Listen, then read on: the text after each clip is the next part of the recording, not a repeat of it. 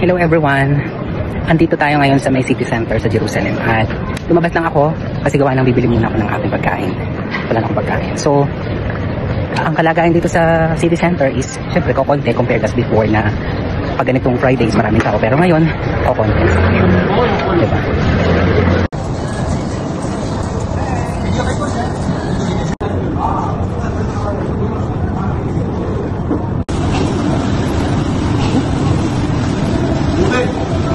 Diba?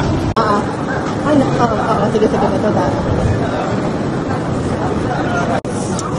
Parang back to normal lang, pero syempre hindi tayo pwedeng makampante, diba? So kailangan maging alert pa rin. Kasi wala pa namang ceasefire everyone. So as of this time dito sa Ben Yehuda, Jerusalem is ito peaceful and back to normal. Parang wala nangyari, dire-diretso lang ang trabaho nila. Ako naman ay bibili ng pagkain at saka ng paraphernalia ng aking alaga. So yan. Lakad ng bonggang-bongga kasi walang train. Tapos lakad ako din sa may bus station if ever na mas malapit doon ako pupunta. Sarado rin yung remittances. So yan.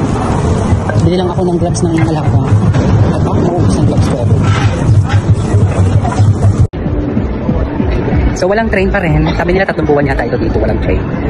So for the lakad tayo ngayon.